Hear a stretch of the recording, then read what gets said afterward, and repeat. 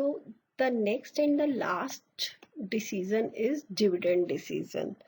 Three financial decisions were investment decision, financing decision, and the last one is dividend decision. You know what is dividend? Let us study what is dividend. Dividend is that portion of profit which is distributed to the shareholder, right?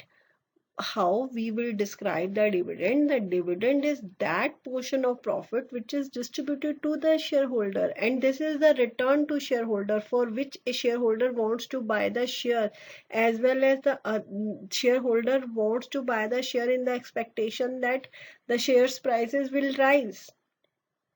So at the part of the company has to decide at the end of year, when a company receives the net profit, when a company calculates the net profits, that how much of the profits earned by the company is to be distributed to the shareholders and how much should be retained in the business.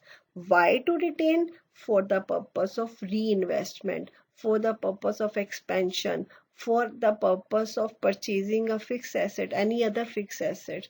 So the company has to decide here that how much is to be distributed and how much is to be retained in the business. While that decision is going to affect the company, if a company is in a good position, that good reputation, company can retain all of the profits. But sometime if the shareholder wants know that profit should be distributed, the company has to distribute that profit to the shareholders. Let us study what are the various factors affecting the dividend.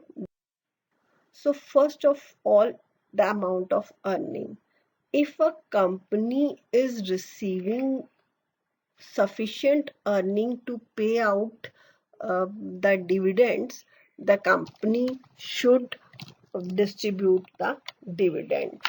Means dividend should be paid out of the current as well as past earnings, that if a company is having sufficient amount to be distributed in the form of dividends. Second one is stability of earning. Every shareholder wants that there must be a stability of earning. It should not be like that 1 year the company is giving the dividend to the shareholder, other year it is going to retain, or sometime the company is distributing 5% dividend, sometime the company is distributing 7 to 8% dividend. There must be a stability of earning. When the other things remain the same, the company must have stable earning, and definitely then the company will be in a position to declare higher dividends. Otherwise, company has to uh, declare the smaller dividends, or sometime it may be no dividend policy. The next one is stability of dividends. Just now we have studied stability of earnings. Now we are studying stability of dividend, that I have already explained in the example that companies sometimes the company is distributing 5% dividend, sometimes the company is distributing 8% dividend. So there must be a stability of the dividend when the company is in the confidence that their earning will be stable, or their earning will be go up at the end of the year. Then the company should make a change in the rate of dividend. Otherwise, company should not alter the rate of dividend. The next one is growth opportunities. If any company is having lots of growth opportunities, then the company can retain its profits. That means company will not distribute the dividend. Why it will not be able to distribute the dividend? Because to use this money as the investment. If the company seems that there are lesser growth opportunities, then the company can distribute the dividend to the shareholders. Next one is cash flows position.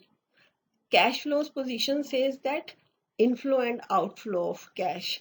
That if a company is earning profit but it is feeling the shortage of cash, there is no sufficient availability of cash, so it is not necessary for the declaration of dividend. The next one is shareholders preferences. The company has to take care of shareholders also. Sometimes a shareholder purchases the share in the expectation that the company will regularly distribute the dividend, and from this dividend my earnings will be sufficient. I will be having sufficient earning to make my spendings. लेकिन अगर company ने dividend declare नहीं किया तो how I will make availability of my spendings. So shareholders, they expect, if the shareholders they expect कि dividend should be distributed, the company should fulfill the expectation of their shareholders. Another factor is taxation policy. The company has to decide either to pay the dividend or to keep it in the form of retained earning. It is affected by the difference in the tax treatment of dividend and capital gains. If the tax on dividend is higher, dividend received is a kind of capital gain for the shareholder, and if that tax on the dividend is higher, then it would be better for the company to distribute less by the way of dividend. क्यों? क्योंकि more taxes will be levied if the more dividend is being distributed, and reversal to that, if the tax on the capital gain, that is on the dividend, is lower, the company is free that it can distribute the dividends to the shareholders as they are free from the tax. So the shareholders nowadays, the dividend distribution tax, a kind of dividend distribution tax is lesser. That's why the shareholder like to prefer the higher dividends. Stock market reactions. Stock market reactions, as you nowadays you can observe that our economy is totally on the stake. Every world's economy is, not ours only, the world's economy is on the stake, and the share market is going down, or most of the time it is static. So in the same way that if some good news comes, like I say key vaccination that comes, the government, the different parties, the different doctors, they are preparing the vaccination for the COVID-19, and this good news comes to the society, definitely stock market reactions will increase. That means there will be increase or positive impact on the stock prices. Otherwise, any kind of negative impact on the society would lead to the negative impact on the share prices of the stock market. So the company has to consider the stock market reaction. Next is access to capital market. Nowadays, it's not possible for the companies to get the funds collected from the various persons in the form of shares, as the economy is not permitting. The large and reputed companies generally, in routine, they have easy access to the capital market, and they need fund. They used to collect fund from the capital market, and they have to lesser depend on the retained earnings. And what it would result, when the company has to lesser dependent upon the retained earnings, the company can distribute the higher dividends. But in case of smaller companies, it's not easy for them to arrange the funds easily. They have to, they are having low access in the capital market. Sometimes legal constraints are there by the Companies Act.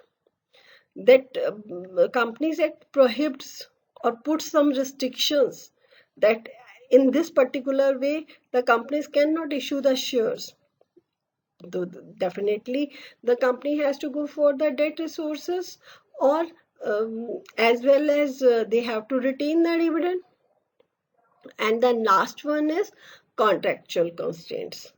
Sometimes the debenture holders they put a constraint barrier that while company has to distribute the dividend, that dividend will be distributed after getting due permission from the banking authorities जिन्होंने banks को loan दिया है, sorry, companies को loan दिया है. So when they put such kind of constraints, so in that situations company has to restrict, or company has to think for the retaining of profits. So it was three decisions we have done, factors affecting these three decisions. Next we will go for the financial planning. Thank you.